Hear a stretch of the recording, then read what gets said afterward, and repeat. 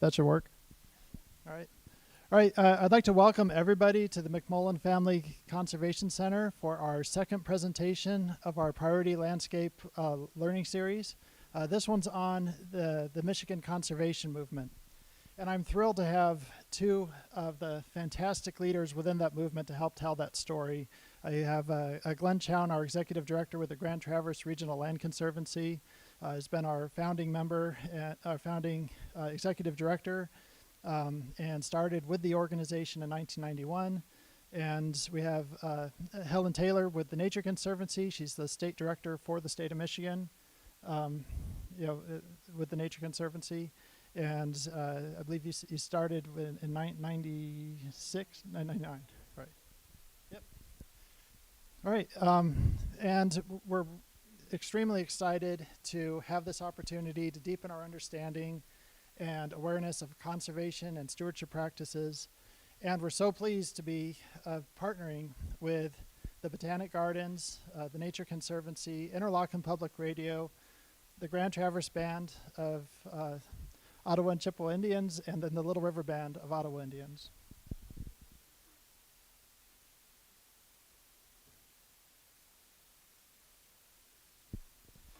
To start us off, if you were born in 1865 and you lived to be 90 years old, you would see your world that you knew over that time go from this to that. That's one lifetime. And the story of conservation is the story of how people have had to confront all the impacts that their growth and development has had on the world around them. And that's a story that's that's repeated itself over and over throughout time. This is a 3,000-year-old relief from showing the Assyrians removing all of the virgin timber from the mountains of Lebanon to fuel their empire.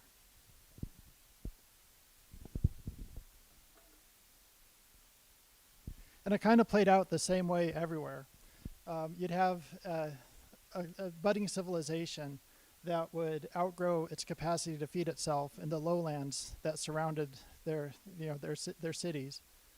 As the population grew, they could no longer feed themselves. And the forest products would become in short supply. And so they'd go into the foothills, and that would open up the foothills to erosion. And you'd end up with massive silt plumes and flash floods that would destroy the lowland farms and the fisheries that stocked them. And our world is absolutely littered with civilizations that could not survive the loss of their resources.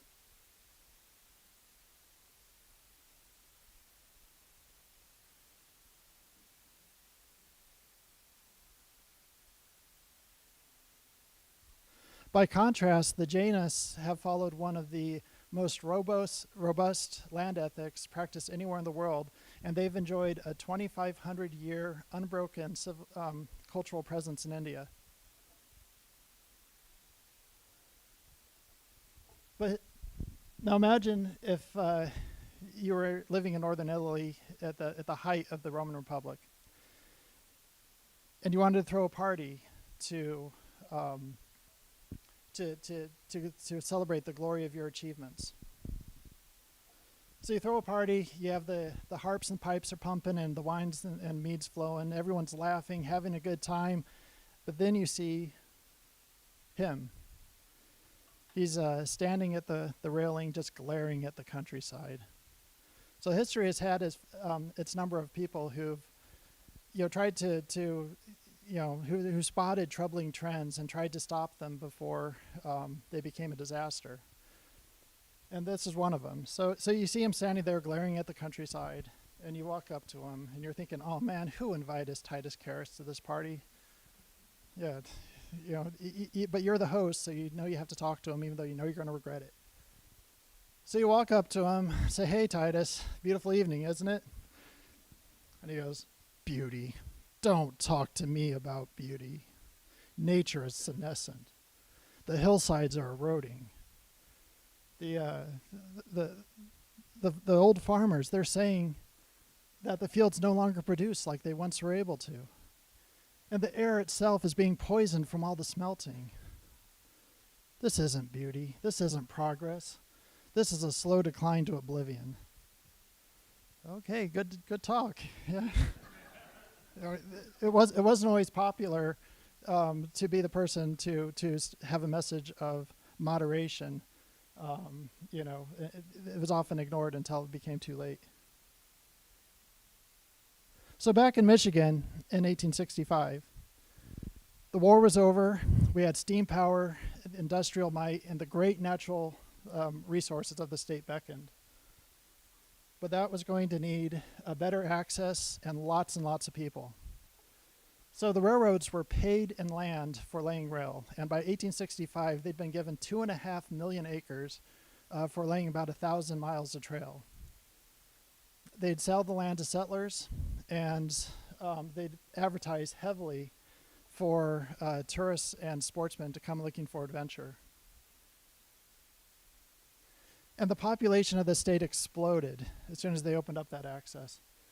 So it tripled in just over 30 years. And in northern Michigan, like in the city of Manistee, the population increased tenfold. And the freight going through the Sioux Canal, the Sault Ste. Marie Canal, increased sevenfold in just 16 years. Meanwhile, all the timber rights got transferred by sale or lease into private hands, and as soon as the access was open, we had an unprecedented rush of timber harvesting. Suddenly, the entire state was felling and cutting. I love some of these old photos from that time. Oops. I think I hit the wrong button.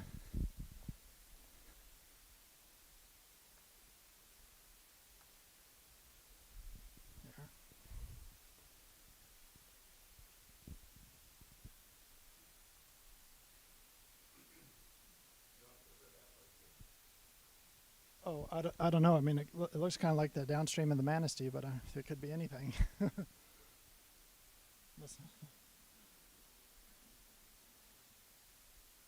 So these are some of the consequences of that time.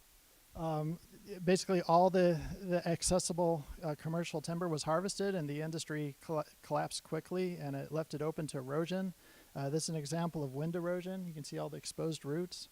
And all the hillsides were exposed to really bad water erosion. And in 1878, there was a thriving, bustling lumber and port town of Singapore, which is by Saugatuck, and it was buried in 15 to 30 feet of sand after they deforested the adjacent dune field. So you can see all the stacks of lumber there and the barren dune behind it. Yeah. And the fisheries. So in 1857, the House of Representatives for the state said the fisheries of this state were inexhaustible. And 12 years later, they had to start imposing size limits. 4 years after that, they had to outright ban the use of nets on inland waterways from October to April. And then by 1891, only hook and line was allowed in all the inland waterways. Meanwhile, these type of changes were happening all over the country. This is the decimation of the eastern forest by 1920. And this is the retraction of the range of the buffalo, which once went all the way from Oregon to Maryland and was down to just 3 tiny little locations by the 1890s. But another consequence is that a new generation came along and entered positions of power. And this new generation, they'd seen the best of their childhood world disappear before their eyes. Again, these are the people born in the 1860s, 1870s. And there was a real lament at the turn of the century about everything that the industrial progress had cost. And those things started to be named and counted. And current trends were projected out into the future, and the picture it painted was really bleak. If the vast industrial appetite were to continue to be fed without any thought or foresight. But different areas of concern led to different responses. And so the first of which was sustainability, which was looking for eliminating such wanton waste and developing new practices that were less damaging and over the long term. And then there was a big push about that time to really go out and protect the most grandiose and iconic natural treasures, both in the country and in the state, which would be things like pictured rocks and the Porcupine and Huron Mountains and Sleeping Bear. And then we developed a land ethic that had two parts to it. The first was a community land ethic that was concerned with health and sanitation and clean air and water and access to nature for everyday going out and being within nature. And then just the subtle influence that tranquil beauty can have on people as they grow and socially develop. But then also an ecological land ethic, which is a recognition that we share our world with other living things, and as its stewards, we owe an ethical responsibility to maintain and live on this world in a way that's habitable to everything.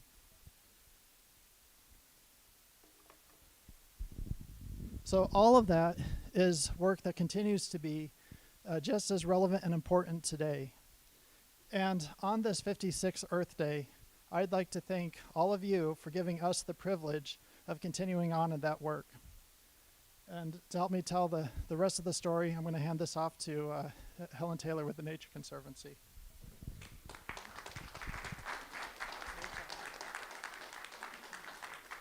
Happy Earth Day. I can think of nothing better. Am I holding this close enough so it's amplifying? Okay, keep it right close. Okay. I can think of nothing better than to be with my favorite conservation partner, Glen Chown, in the world, and celebrating with you. And he asked me to do kind of a hard thing, something I don't often do, which is telling the history and the evolution of the organization, because in great part that informs and frames everything we do every day. So I am going to take you back to 1951, when, and I'm going to tell you about the evolution of the organization, but really it reflects the evolution of the field of the work that we do. And this is in 1951.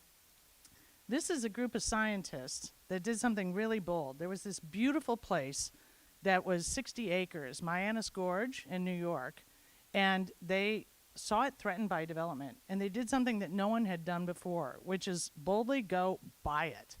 They even mortgaged their houses to do that. And I love this organization I work for. I don't think I would actually mortgage my house for it. But that's what they did. And, protecting land for the purposes of a park or public access and such, really, up until then, was the domain of the government. Nobody had really privately taken that kind of action. And so this was really the launch of the land trust movement, of the Nature Conservancy, that private action. So, next evolutionary leap. He doesn't look like a really friendly guy, but he will go down in history of conservation, because at this stage, 20 years in, and from 1951, we realized, wow, there's a lot of land. This is really expensive. We could be going for a long time. We need a way to prioritize. And so Bob Jenkins will forever be remembered for coming up with the way to prioritize our work and the work of many people. It still stands today. What he came up with was this idea of heritage programs. And heritage programs were established in every state and eventually every province.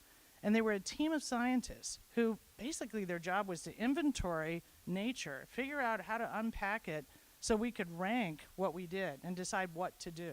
Because you have to get organized in some fashion. Creating systems of natural communities, monitoring and measuring where endangered species were, et cetera. And these heritage programs, they began all as employees of the Nature Conservancy, and the one that was established in Michigan, you might know the name Michigan Natural Features Inventory, but quickly many of them got swept up and actually became part of state government, because a lot of people recognized the important role that heritage programs play in decision making. So these same teams started to review permits of where are endangered species. No, you can't put a development there, or where's a wetland with impact. And so they became great of service to multitudes of folks. So a lot of them spun out to state government. Some of them became part of universities, which is where MNFI, Michigan Natural Features Inventory, is. And eventually anyone who wasn't part of state government and a university became part of NatureServe, which is a national organization that we gave a huge endowment to make sure they can be there to help inform our work. Okay, next evolutionary step. Glenn and I thought you'd love this picture. It's from the 70s. It's from the Smithsonian Magazine. And the guy on the right is Pat Noonan, who actually was the CEO of the Nature Conservancy for many years, but he also spun off and started the Conservation Fund. And actually, you may not know this, but Trust for Public Land, Conservation International, Conservation Fund, all were staff who spun off to focus on a particular strategy of impact. And so now we have many more partners to do this work. But this symbolized kind of the transition, and I don't mean any offense, but from the wonky scientist approach and the tree hugger approach to look how they're dressed. Actually, somebody said today that this would make a great album cover, which I thought was a great. But what it was symbolizing is having to think more in terms of the economics, the how to make it part of business as usual, that it's more than just buying land. You have to figure out incentives, ways to make it part of business as usual, corporate practices, et cetera. So, and make it actually part of the public and private sector. Okay, so next, there's still a lot of land, and there's a lot we could do. And even though we had this tool to rank and prioritize, we really didn't have any idea of what success looked like, as crazy as that sounds. So we're in the 80s now, and there was a CEO named John Sawhill, and he asked a leader who was running our California state chapter to create a team to figure out, where are we going? What is the blueprint for success? And that was a big task. And so Steve McCormick came up with a methodology called eco-regional planning. And this map is actually mainly a lift from the U.S. Forest Service, but we did some important tweaks, especially in the Great Lakes. But essentially, it's driven by climate and abiotic features, because that's really what drives where species live. You know, a deer doesn't know when it's crossing over a watershed boundary on the surface, right? So what's really driving where things are, and this is the context of each of those colorful polygons, is that this is where climate, and you can see the impact. This was one of the tweaks we did in the Great Lakes. They didn't have a Great Lakes region, which we decided the Forest Service had never been to the Great Lakes because they didn't understand that climatic influence. So those were some of the changes we made. What happened then is there's 64 of these, but we had them identified around the world. And within each one, we did a process with our heritage programs for where is everything, what are the objectives, how much do we have to protect, in what places, ranking all those populations. You don't want to just go where the big populations are strong with lots of species. You want to get those disjunct kind of fringe populations, because that's where they're stressed, they're changing, that's where evolution is happening. So we actually mapped in each one of these ecoregions, and this whole thing was called conservation by design. This still is the driving guidance for the Nature Conservancy around the world. We're now in our third iteration. It's a scientific-based process to identify what we should do. And I would have to say, you know, I've been with the Nature Conservancy for almost 30 years, and the difference between the left and to the right, it's fair to probably say that we were protecting nature from people on the left, and we got smart enough to realize, no, we need to protect nature with and for people too, and it's about both. But that's how these different guidelines evolved over time. So, next, we realized, I'm going to back up and tell you something before you see that. So, we began to realize we're not going to reach this mission going site by site. We can't buy it all. And even then, that's not how nature works. Nature operates in much larger functioning systems. And we began to realize, and this is the beginning of the evolution of going from site to systems in our work. Now, this may look like the most boring slide in this deck, but to me, it's the most exciting one, because this is all the services that nature provides. These are all, you know, regulating services, climate regulation, water regulation. It provides fiber. It provides us with food. It's spiritual to the right. Soil formation, nutrient cycling. This is all the things things that I wish everybody really understood, because then everybody, it's, nature is common ground. It's everything to everything that it sustains on the planet. This is when we began to realize this is what we need to be targeting, not species by species, endangered or vulnerable or regular. We need to actually target in terms of systems, and it's the function of these systems that we actually have to protect. And that changed our paradigm, that changed the way we think, because these are the systems that if they're intact, you can weather climate change, big storms, hurricanes, but we have to make sure we understand nature at a scale so we can protect these processes. So in light of that, hang on, I'm going too fast. The last kind of evolutionary stage, and it's really an extension of this slide, is we began to think in terms of nature's stage. That's what we call it. We have this brilliant scientist on the East Coast, Mark Anderson, who actually came up with this concept of, the actors come and go on a stage, right? Species come and go. And so what we need to protect is the stage. The stage is these systems in order to be resilient to withstand change and impact from mankind and everything else. So this, what I want you to understand is from 1951 to now, and I'm going to read some stats to you that just still blow my mind when I look at them. From 1951, the uptake of conservation and the growth of the field and the growth of the organization, the Nature Conservancy, was almost incomprehensible. So we started in 1951. In the 1970s, we had 4 offices, 150 staff, and a $6 million budget. From the 70s to the 80s, we went from 4 offices to 101 offices, 150 staff to 327 staff, a budget of $6 million to $55 million. From the 80s to the 90s, we went from 100 offices to 250 offices, from 327 staff to 2,000 staff, a budget of $55 million to $150 million. And today we have over 6,000 staff in 79 countries. That's crazy growth. And it's paralleled by the growth of the land trust community, et cetera. And Glenn will speak to that. It was happening across the landscape because of all the things David just talked about. The realization that we have to get at protecting the systems that actually enable us to survive. So in summary, I think in our evolution, it really embodies that site to systems evolution. It's a nice segue to why and how we've worked with Glenn and his team, but I want to show you what it looks like when it lands in Michigan. So all these dots are places that the Nature Conservancy has protected over time, or since pretty much 1980, a little bit before. Now, we only own the yellow ones. So look at how many dots of things that, in some cases, we did in partnership. Some of them we actually did on our own, but we were central to all the dots you see. Now, look how many are in this region, and I'll bet you nobody knows we did any of those because they happened over time, and we kind of worked behind the scenes. And what I want to point out is that we only basically in this area own Point Betsy. Some of you know that beach and the lighthouse and such.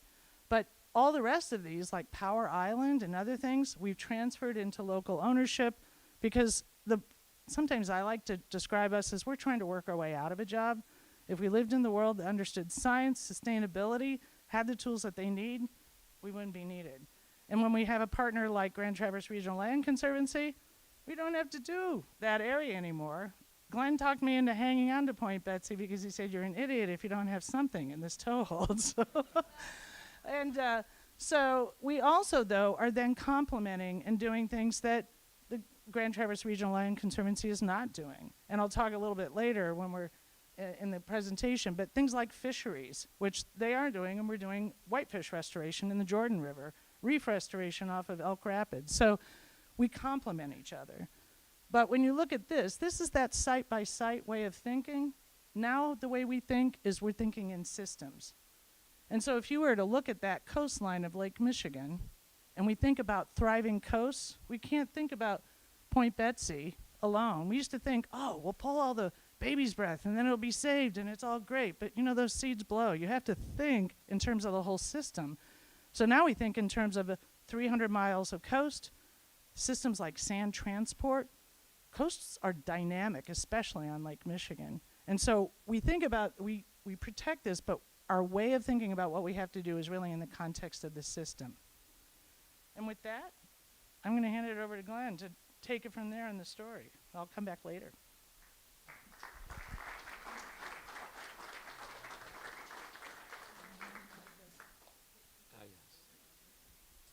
Well, thank you, Helen, and thank you all for being here. Happy Earth Day. So my journey here begins here, down. Okay, here we go. Here we go. Although TNC was working in our on land protection projects in our state, including northern Michigan, as early as the late 1960s and 70s through their Midwest field office, the Michigan chapter was formally incorporated in 1980. Okay? And subsequently opened a field office in Lansing.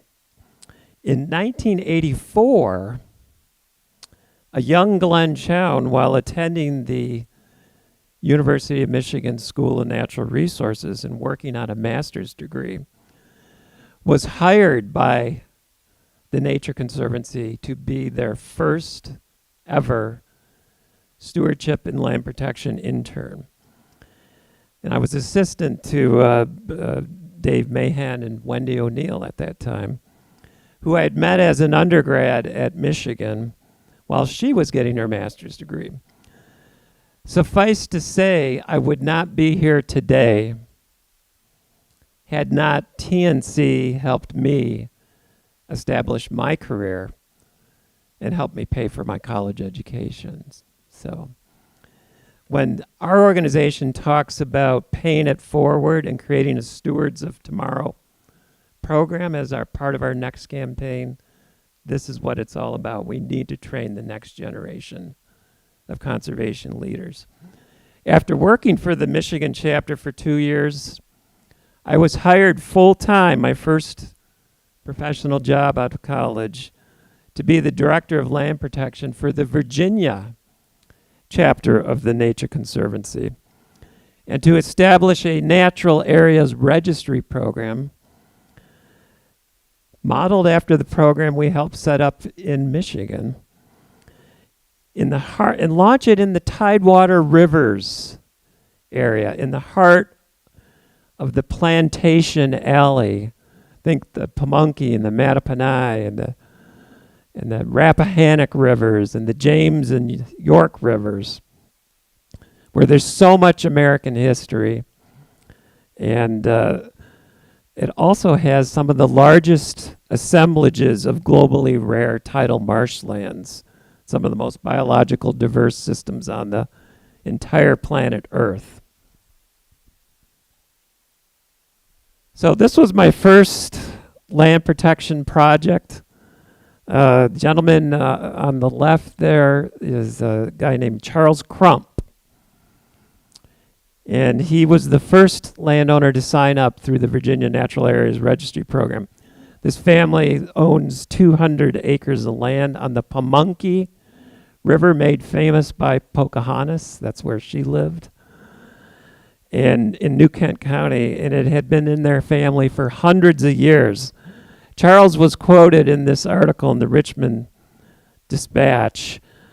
Really, I'd like to see things basically stay the way the same as they are, rather than get all fouled up. Adding, my daddy and all who lived here, they all left it clean. And I want to do the same thing. Word traveled quickly after this news story, and it had a domino effect. And there was a lot of discussion about this Yankee guy from Michigan coming down to work with them to preserve their heritage and their marshlands. And in speaking to landowners who owned all this land back into the early 1600s, I used to say to them, General Sherman and his Yankee army marched from Atlanta to the sea and burned everything in between. But when the war ended, they went home. They returned to the north.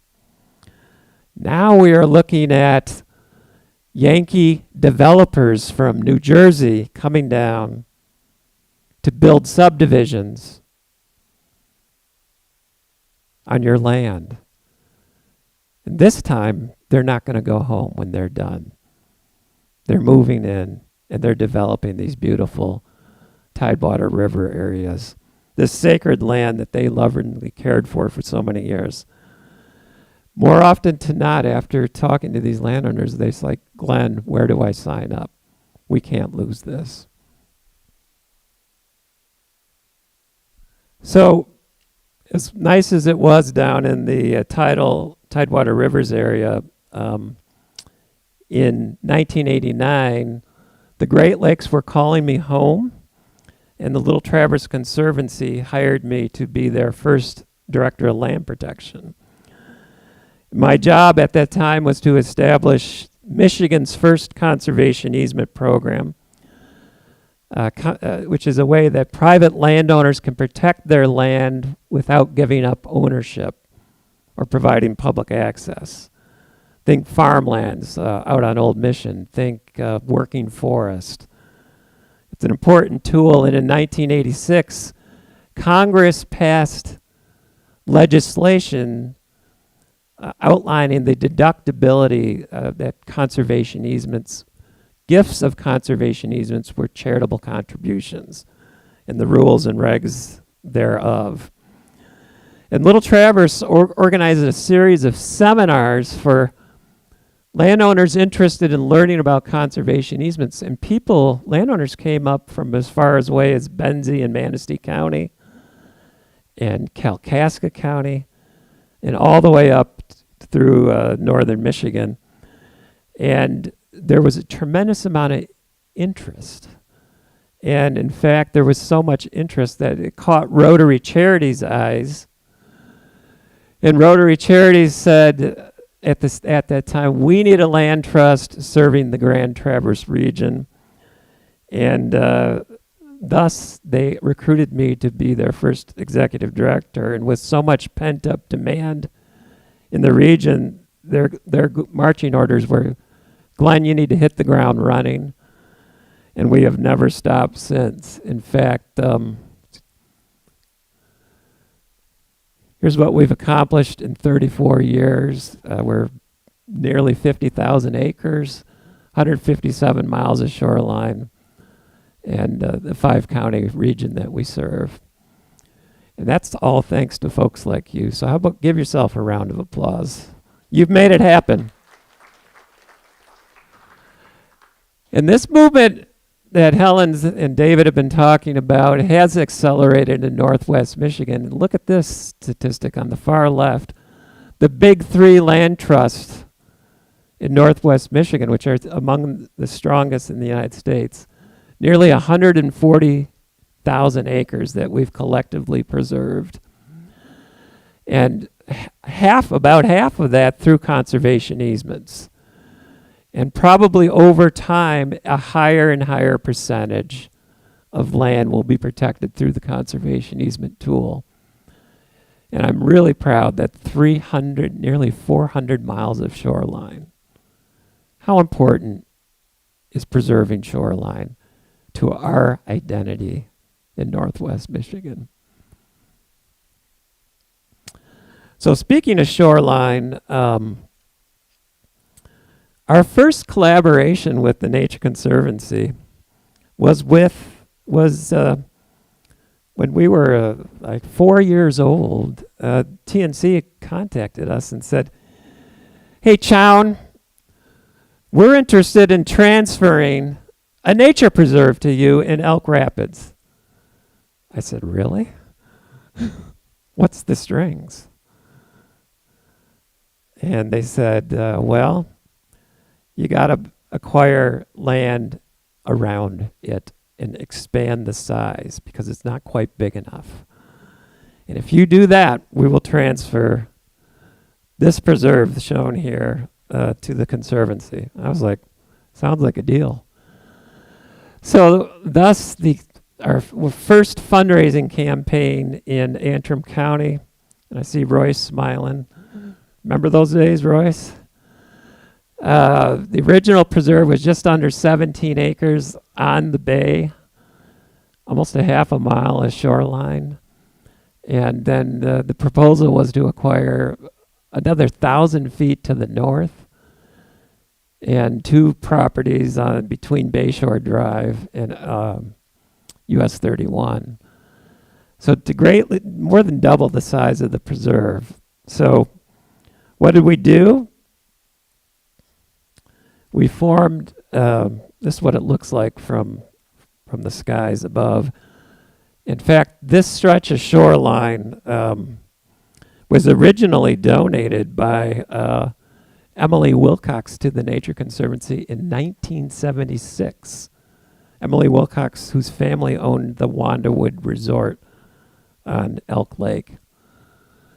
So we formed, it features a couple of rare plants, pitcher's thistle on the left, Huron tansy on the right.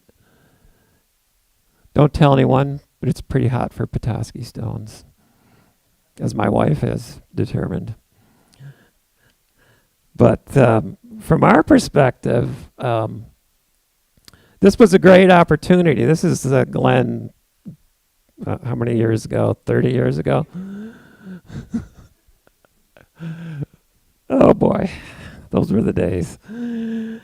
This was a great opportunity to build community support in and around Elk Rapids and Antrim County and along the US 31 corridor. We formed this local fundraising committee, and we significantly expanded the boundaries, and we were off and running in Antrim County. And this is what it looks like today. Notice, Helen, we've acknowledged the Nature Conservancy on the bottom of the kiosk. And we are in the process of adding 2 more additions, those parcels in red, on the east side of 31, up toward the Perch Lake there. So the work does not stop. We have more work to do, and we are raising money to close out those deals. So see Kate afterwards if you're interested. So moving over to Skegamog, our encore after the Wilcox Palmer Shaw Preserve additions was the Skegamog Wildlife Area. And this project really began for us in about 1998 when the TNC said, "We got another deal for you, Glenn." I said, "What's that?" "How would you like to manage 3,000 acres with 7 miles of shoreline on Lake Skegamog? That's a state wildlife area." And naively so, I said, "Sure." So the TNC had set up a local stewardship committee, and we took over those operations. And this effort to save this property started back in 1972 when a developer proposed filling wetlands. I'm going to show you where, and putting a trailer right here on the edge of the swamp forest to look out over the lake. And a citizens group led by Harry and June Janis formed around the Elk and Skegamog Lake, contacted the nascent fledgling Nature Conservancy back in the early 70s, and the Conservancy subsequently acquired over 24 properties and transferred them to the DNR. And it was one of the first really big landscape level protection projects in the state of Michigan. And I'll show you what it looks like map-wise. So this is the boundaries of the Skegamog Wildlife Area in the light green there on the east side of Lake Skegamog. It's, from a fisheries perspective, it's amazing. There's bald eagles nesting there. It's a one of the supreme conservation areas in the whole state of Michigan. And the Conservancy, not only are we stewarding this area in green, but we've added protection over the years, particularly during the campaign for generations. We protected the Copeland Farm, which was the first homesteaded farm in all of Kalkaska County. And then we did the Ribbon of Protection Project in our campaign, 500 acres between Torch River and the northern part of Lake Skegamog. So the area has grown, and in this whole area, Elk Lake and Skegamog Lake, over 4,300 acres is now protected, 9.8 miles of shoreline. How about a round of applause?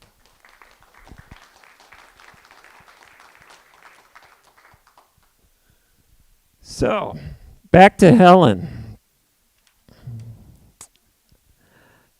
So, soon after these stewardship responsibilities were transferred in 1998, Helen Taylor came on the scene in Michigan as the second executive director of the Michigan chapter in 1999. And we joined forces pretty much immediately, Helen, right? To work on the coast of Lake Michigan, the Dune Coast, one of the most geologically unique treasures in the world. Nowhere else do you have sand dunes rising 400 feet out of a freshwater body like Lake Michigan. They're so large and spectacular, they're visible from outer space. So if you look at that map, there's a big blob right here, and that property was at the time owned by CMS Energy. It was going to be a pump storage facility, the northern twin to the Ludington pump storage. And thankfully, the Federal Energy Regulatory Commission put a kibosh on that plan. And but they did not prevent a development from happening there. And CMS Energy started courting developers, including a guy named Fritz Duda. Camp Down Races sing their songs, Duda, Duda. That was our little ditty that we hummed when we learned about this development proposal. And this is serious development proposal. This was real, and this was showed up around 2001, I think, Helen. And they were going to do a Pebble Beach style golf course with several hundred condos. They were basically going to strip the whole area west of M22 of all the trees. And Old Baldy was going to be a sand trap. So Helen and I teamed up. TNC brought their corporate counsel into the conversation, and the corporate counsel and Helen got us a meeting with the chairman of the CMS board, and long series of negotiations began. And of course, you know the story. This was our first major campaign. It was an epic experience. Through 2003-05, we raised over 35 million, 6,000 acres, 3.7 miles, 21 miles of trails, 3 preserves, all the way up to the south end of the Point Betsy Dune Con. And it was transformational. Our organization will never be the same, will we, Kate? And it was a David and Goliath project. And if you're not familiar with this campaign, there's a book on the shelf there called Saving Arcadia, written by Heather Shoemaker, who was our coastal land protection director at the time, and wrote an adventure novel about the effort to save this And we couldn't have done it without TNC. They really put their shoulders behind us and supported us. So how about a round of applause again for Helen?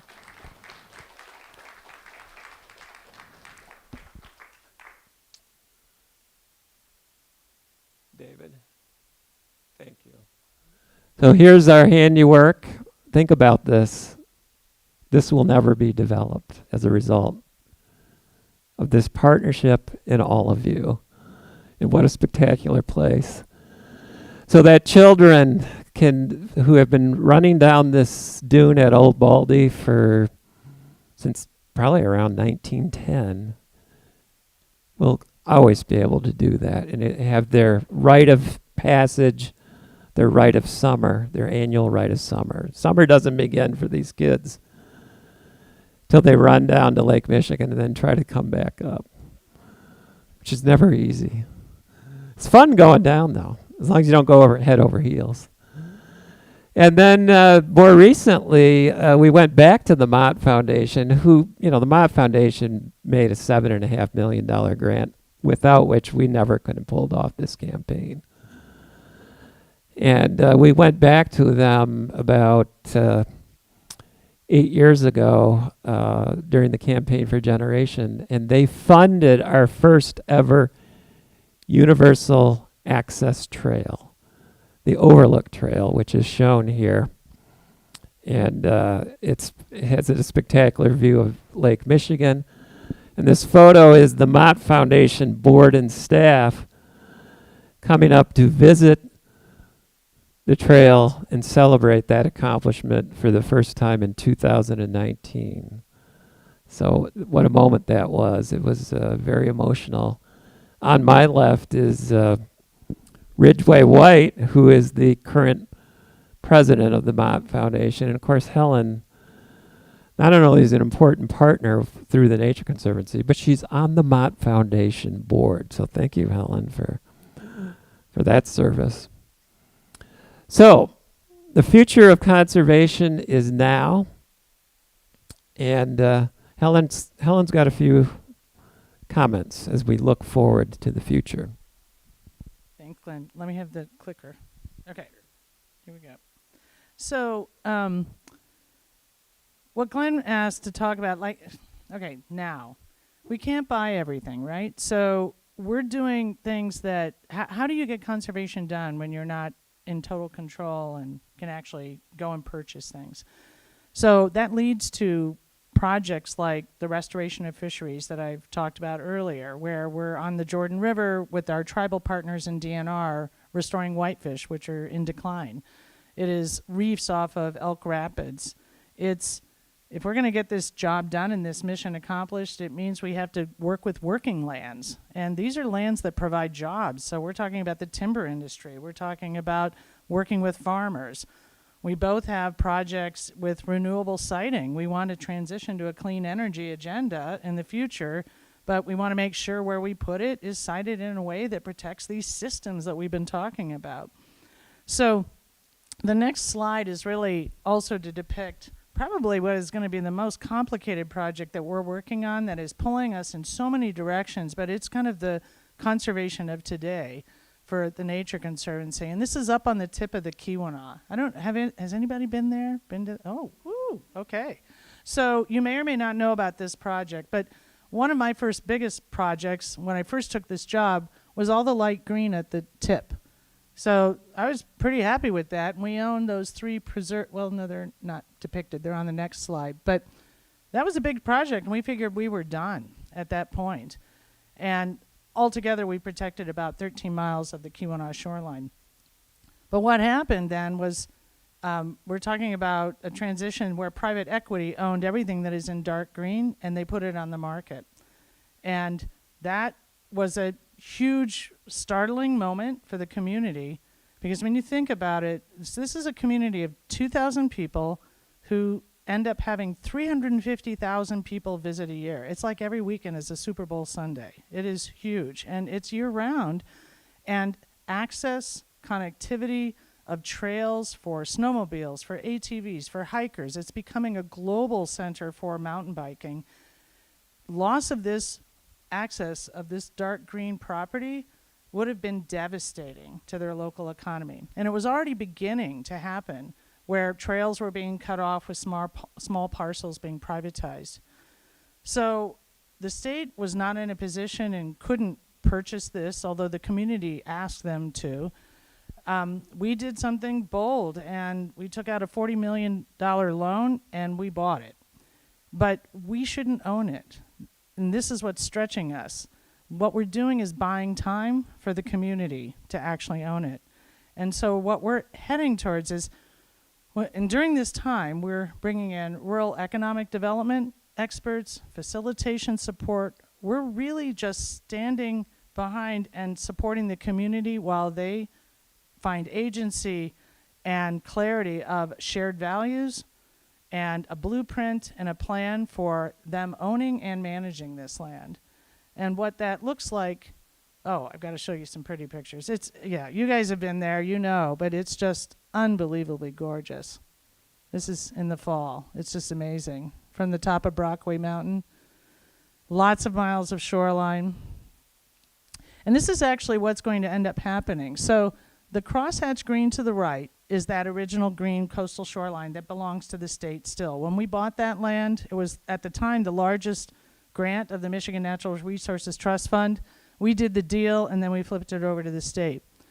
They are actually going to buy the 2 parcels that have polka dots on them, about 10,000 acres, and they're doing that through a number of funding sources, and that transition will happen, and they will manage that tip. And the yellow portions are going to be a local government entity that we're helping the community to stand up. And the next slide actually shows you the basic model that we're finding, which is public ownership, governance, and management. It's going to be a unique forest governance entity, and we actually have legislation proposed for standing that up. So a lot of this is taking new changes in statute. It will have 5 publicly elected representatives from Keweenaw County who will be the managing board, but it will also be informed by 2 advisory committees. This design is not the nature conservancies. This design is the communities. What we did is we studied governance structures from across the country, put them in front of a multitask stakeholder group that worked incredibly hard. I have other slides with more details about how many hours in these committees choosing the variables that fit their community and their values and what they want to do. We've helped them with a business plan to understand what it will take for these lands to be self-sustaining through forestry, sustainable forestry, carbon credits. We're building an endowment for them in order to sustain and support that whole business plan. It's an extraordinarily complex and different experience for us. And what I would say is it's the deepest example of community-based conservation that I've ever been part of. And what we hope, and the Mott Foundation has been one of the supporters among incredible generosity, a lot of it will come from public takeout, and we will transition over the next 3 years. But what we see it as is a model for communities, we hope, across the state. That's why a lot of the foundations are involved, because we have so many rural communities where natural resources and outdoor recreation is the future for their economy, where the factories shut down. And these natural resources it's all about pure Michigan, right? So how can we actually enable a community that, if you look back at history, was basically a history of copper, and that was land owned by out-of-state interests, and everything was provided for by that copper industry, then the timber industry, and then private equity. So this community coming together to lead and have agency to determine their future is just an extraordinary thing to witness, and we're just in awe of what we're seeing them do, and we're just so proud to be able to support it. So that's what's going on and stretching my brain in all kinds of directions on this Earth Day, and I think it's up for Glenn, and then we'll take over. Yeah. Round of applause for Keweenaw. So, Alberta.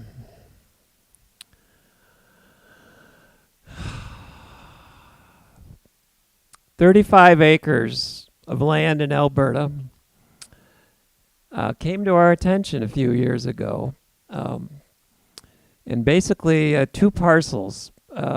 One on the left, the crosshatch, the dark green and the lighter green, with 578 feet of frontage on Lake Michigan between the piers, and a couple thousand feet on that western piece on Betsy Bay, and then the purple, about 9 acres with just over 1,100 feet of frontage on Betsy Bay, more in the village of Alberta. So what's going on in Alberta? Well, I'm going to step back in time briefly. Alberta was one of the most heavily industrial areas, waterfront areas, in all of the Great Lakes, all the way back to the mid-1800s. The first car ferry system, one of the first in the world, was based in Alberta, the Ann Arbor Car Ferry, which went to Wisconsin. Shipped rail, shipped lumber, you name it. Shipped tourists. And then you can see the large railroad yards. And then, of course, there were smelters. The Koch brothers had large storage tanks for fuel storage. So this was a very impactful waterfront, industrial waterfront for many years until what? Around the 1980s. Yeah. So here's what it looks like today. The good news is Alberta worked with private landowners that acquired this with the thought of redeveloping it to get a brownfield redevelopment, and they cleared almost all of the industrial buildings and structures and a lot of the waste that needed to be cleaned up. So it's been an interesting odyssey over the years. And then, about 3 years ago, a Chicago international developer, Richard Knorr, came knocking on the door of the Alberta Village Council and said, "Have I got a deal for you?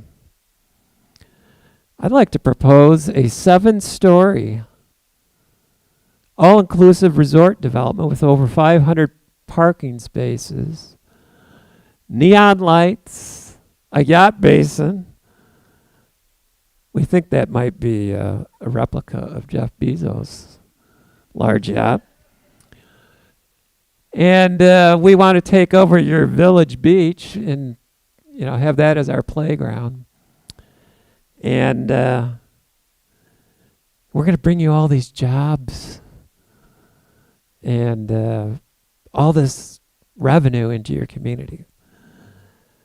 Well, Frankfurt and Alberta looked at this, and once they recovered from the horror, they formed a citizens group to fight this, because to do 7 stories, the zoning at the time only allowed 35 feet. So they probably had to triple the height limitation in the local zoning. And that was the impetus for the residents to fight this. And of course, Helen and I are getting phone calls. "Glenn, Helen, what are you going to do about this?" And I'm like, "Are you kidding me?" So, but then we got a phone call from a longtime donor to both organizations, and she invited us over to her place in Frankfurt, conveniently located right across from where this would be located. And she said, "You guys got to do something." And we're like, "This is going to be really expensive." And she's like, "How much is it going to cost?" I don't know.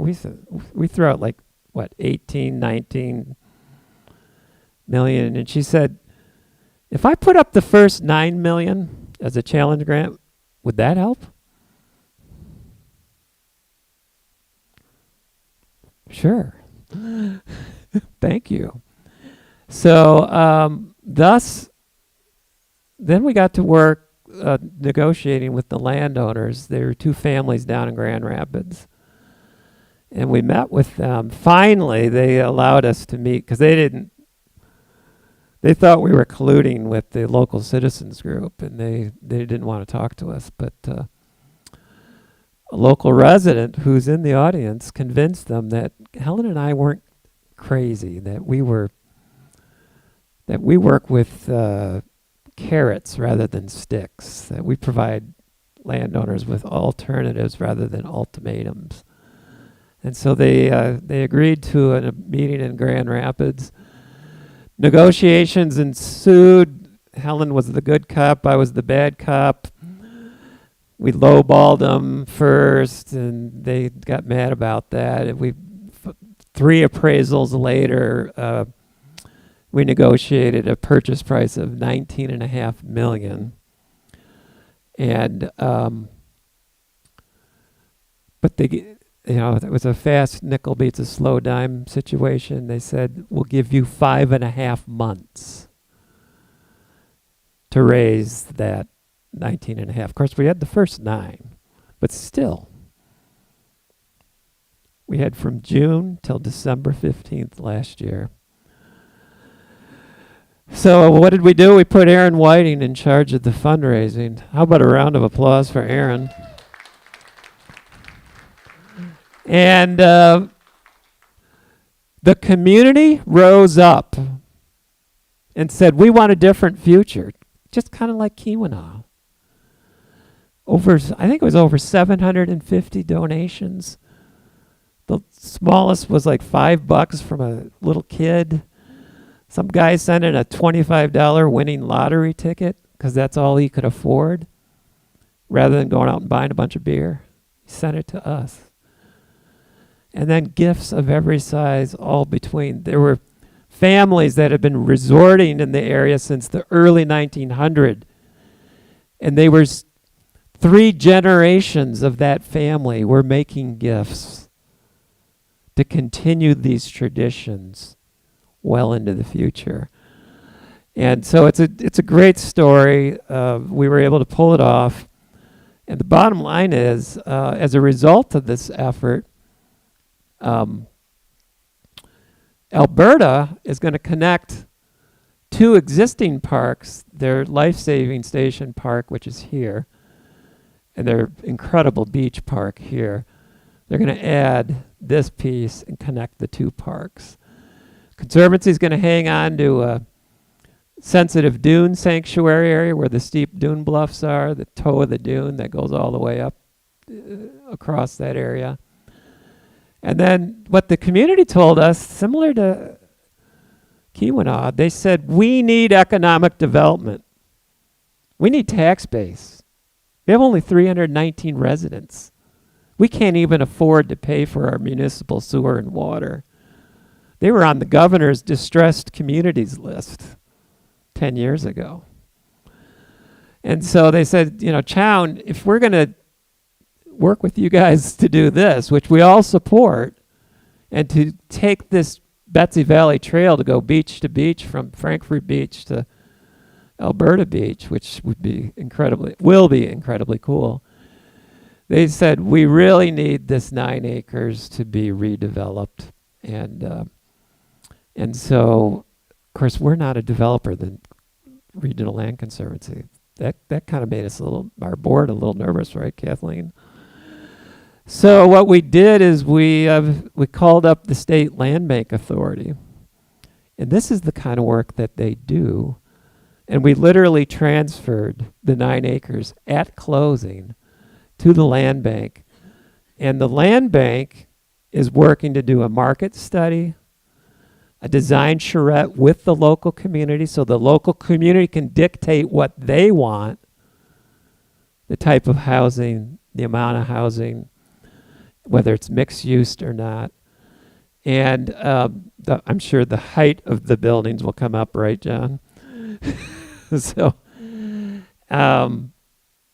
that process is underway. And what's great is when they sell this property with plans approved by the community and mandated,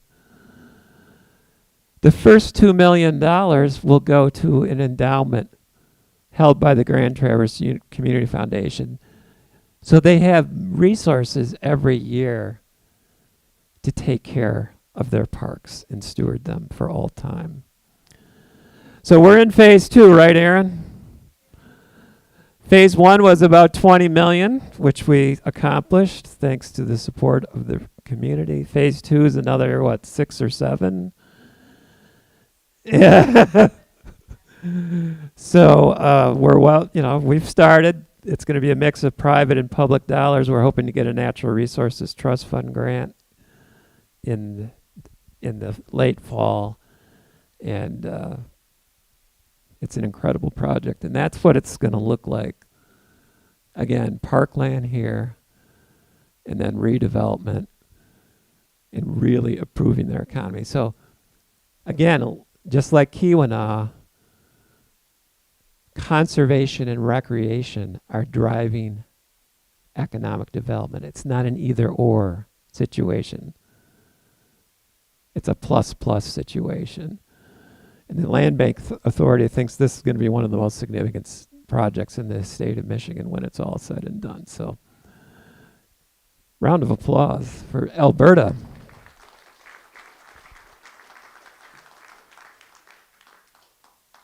So, here we are, David.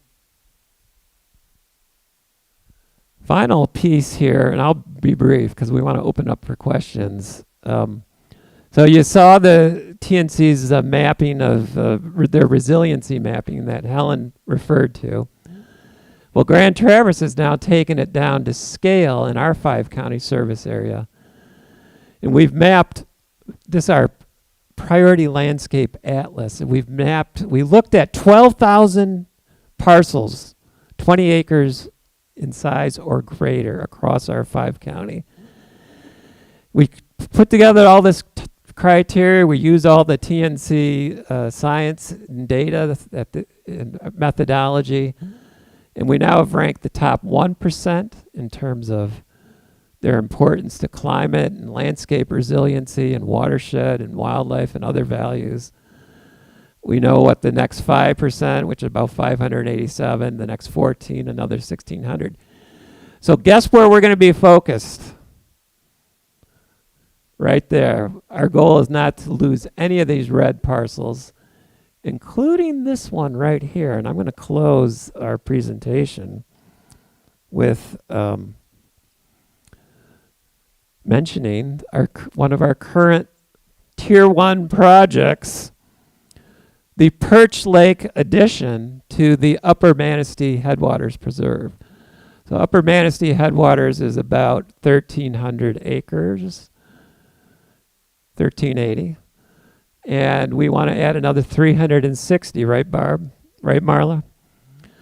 And Marla helped us protect this piece right here, which is very special. And so this would be our 3rd acquisition, and you can see it's important. It's the headwaters of the North Branch of the Manistee River, where they're going to be introducing grayling. That's going to be one of our next in the series, working with the tribe and other partners. Grayling, which hasn't been here since the lumbering era. Think about that. We're bringing it back. Goes back to David's point earlier. But this is the piece that's that we're working on. Our goal originally was 1.3 million. Barb informs me we've raised a little over 800,000. We have a little over 500,000 to go by July 2026. There's more information out in the hallway there. We are actively fundraising. If you're interested, see Barb afterwards. So that's, and these are not big donor sheds. I need to mention this.